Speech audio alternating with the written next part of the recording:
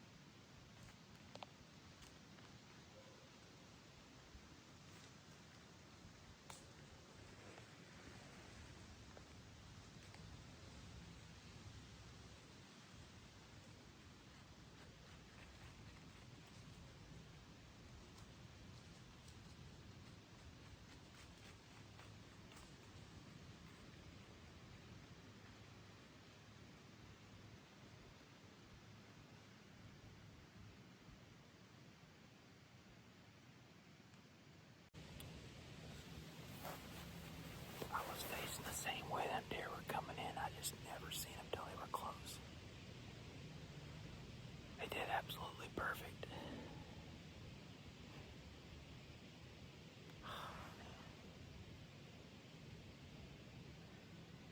She kind of got my wind right there at the tree. And she kind of didn't know where it was at, so she kind of boogied. But she didn't really know what it was.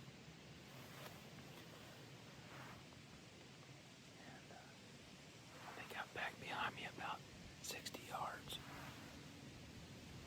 She got my wind for sure, and then she ran off. They ran up over the hill. I mean, that just caught me so off guard. I was watching like crazy and just didn't hear her till she was 20 yards. It's real thick that wind. I can't see it for a little bit. Man.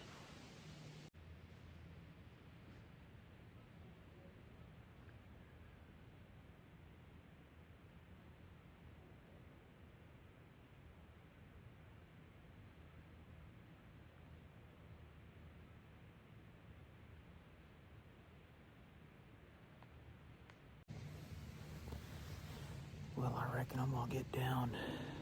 I'm gonna probably come back to this spot a little bit later. And really think I'm needing a west-southwest wind to hunt this spot the more I think about it, or southwest. Supposed to have that in a couple days. So I'll probably revisit this spot then. I'll end up probably sitting in the same tree. I just need a little bit different wind. The way that them deer are coming and going, I feel like it's blowing right there where they're coming from. So I'm gonna map out a trail to come in here when I come back, and I'm probably gonna sit all day when I come back here.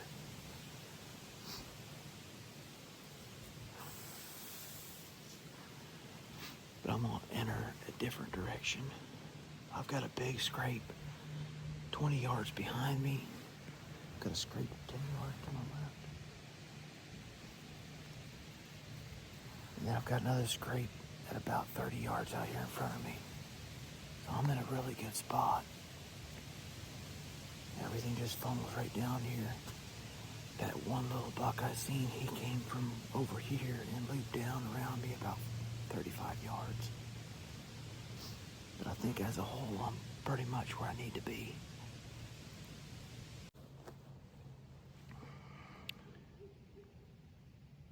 All right, y'all, I'm back in the tree. I'm back over here in this spot, this funnel where I had them 4 doe come right underneath me. Or 2 doe and 2 yearlings. I was trying to be real quiet coming in. I got in here just a little before gray light. I wanted to be in here sooner, but had to go find a few bushes to hide behind for a minute. So I didn't get to make it out quite as quick as I needed to. But on the way in, I had some turkeys over here putting, so I turned my light off, just trying to sneak quietly. Without my light, I could see good enough. And just as I was getting to the top of the hill here, a big heavy deer took off, and I'm pretty sure it was a buck. Just had that flat run to it. He never snorted, but he busted out pretty hard.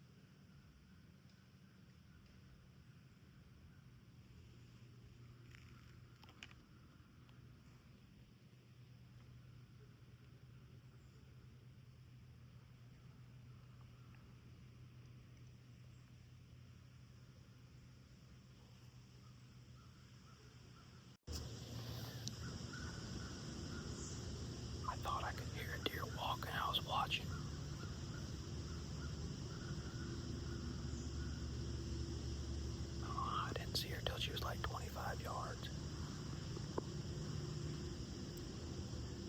I'll have to be ready because she's acting like a hot doe. Like she's been being chased. If a buck comes right down the same trail, it'll be perfect.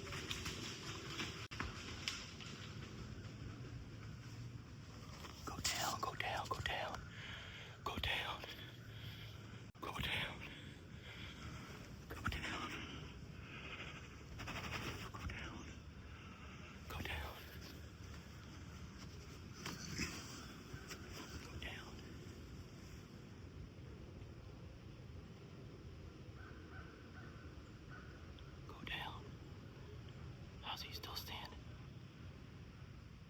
How's he still standing? Go down. Go down.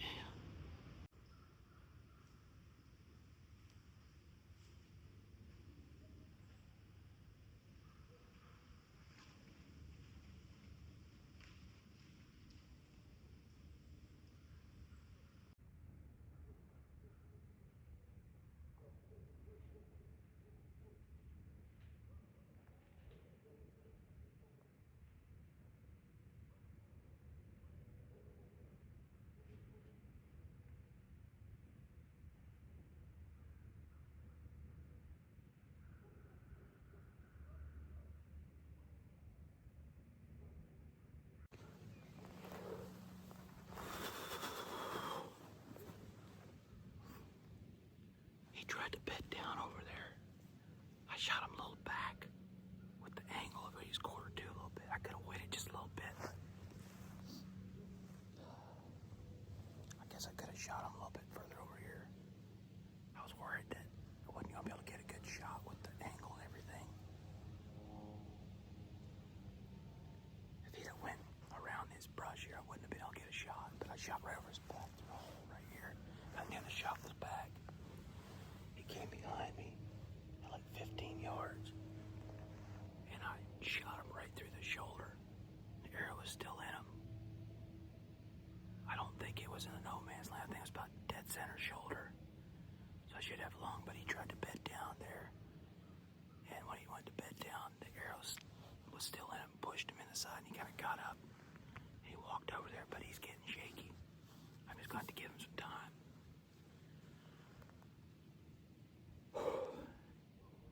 Just like I planned it, man.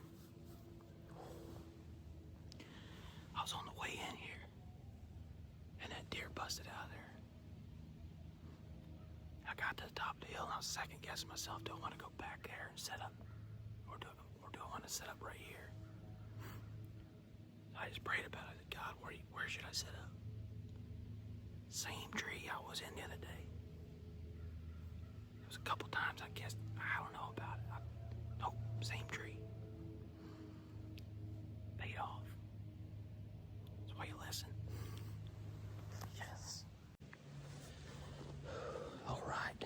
Well, it's been about an hour, 15 minutes or so since I've shot him. I'm not going to go look for him yet, but I'm going to give you all an update. So, when he came in, he come down this funnel right here. Following that doe. It goes right down. There's a scrape right here. And he stopped right there and I shot him. He runs over here. And I had to kind of duck down to shoot underneath this stuff through this hole. I shot right over his back. I mean, it's an easy shot and I missed him. Didn't pick a spot. Just kind of rushed it, trying to get a shot for him. I don't know why I didn't have to rush it. He was just standing there, had his head out. You can tell he was bad sick. And he stopped right there by this tree. Around the other side, right there, where my finger's at. And I shot him right in the shoulder. He loops back here behind me. And that's when I get my camera. And he runs right through there. And he stopped out there about 60 yards. And he tried to bed down. And that arrow that I shot him in the shoulder was still stuck in him. And he goes and tries to bed down and poked him in the ground there, and it poked the arrow back up in him, and he kind of hurt him. So he stood back up, legs shaking. He kind of just walks a little bit and he stops. And of course my legs were shaking pretty good too. My binos were shaking, so it might have looked a lot more dramatic. But that's what makes it fun. But he went over there just out of sight where I can't see him. And I'm pretty sure he's down. But I don't want to go look for him until I give him more time. But definitely a lethal shot. Feeling really good about it. I watched the video and it doesn't look as bad as what I initially thought. That's the benefit of having a video camera. So I'm going to give him some more time. I think my buddy Malachi is going to help me get him taken care of. So. All right, my buddy Malachi just showed up, so we're gonna see if we can go track up this deer. Let's do it. It's been about 4 hours since I shot him. I think that's more than plenty enough time. I think he was dead within an hour. But I just wanted to be sure. All right, y'all, we're back here where I shot the buck. I was right there in that tree and had pretty good cover. The doe, she came right through here. I shot the buck right here. All right, I trailed him a little bit already. Before he had stopped the first time, he went right through here.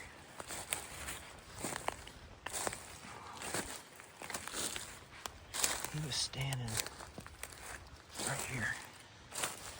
That's where I shot at him the second time, and shot over his back. He's got good blood all the way through here. He's got a low exit. You see how he splattered across that log? Bleeding out of both sides. Just blood, blood, blood. And that's him running, that's not just standing there. And he stopped right here somewhere, I think right here. Yeah, it looks like he stopped right here. And I shot at him from right there. All right.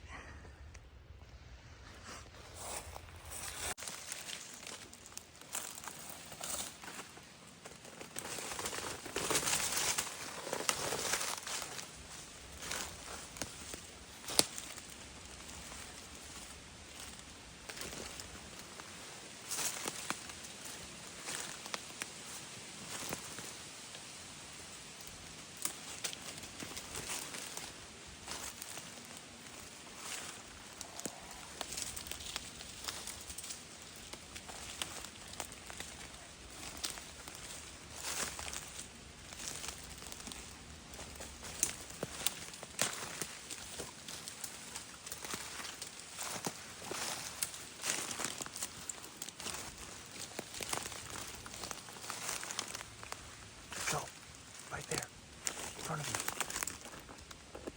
Oh, yeah. There he is.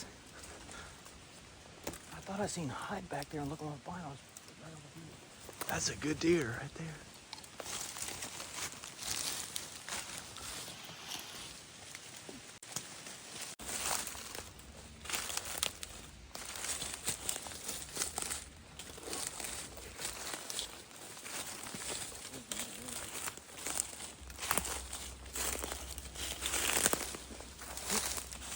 Toast. Like I figured, you come over here and bed it down. Just out of sight. He was here. He was dead for no time. That's the deer I shot in the shoulder. It's got a lot of penetration, actually. That's pretty good. That's a good deer All the right way, there. what, all the way up to here? Huh. No kidding? Man.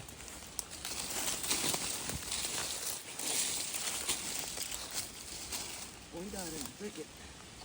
Yeah, it's gonna be fun to get him out.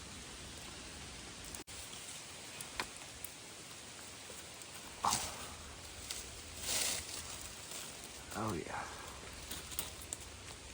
He must have crashed here or something, because a lot of... Yeah, I shot him. Got good blood, lung blood right there. That is a good deer right there. Dang, briar thicket, man. All right, here he is. It's a nice, at least a 3.5, maybe a 4-year-old buck. Awesome. This is the first time I ever killed a deer on this public here, and it's just a absolute bully buck. He's got all kind of trash on his bases and everything. I am absolutely stoked to have him. And got him with this is a flatline longbow. The guy who makes them, he's out of Goshen, Indiana. It's not the Australian made.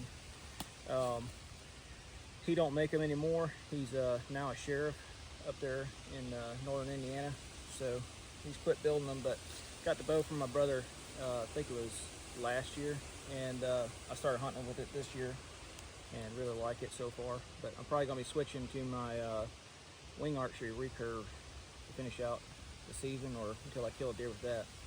But he's a really pretty public land buck. I mean, I could not be happier.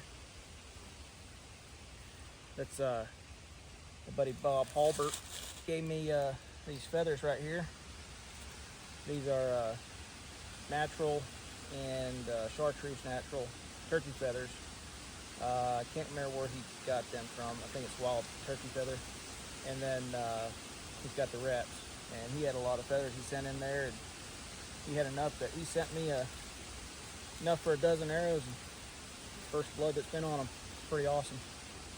So, all right, I hope y'all enjoyed it. I appreciate y'all watching, and we'll see y'all in the next one.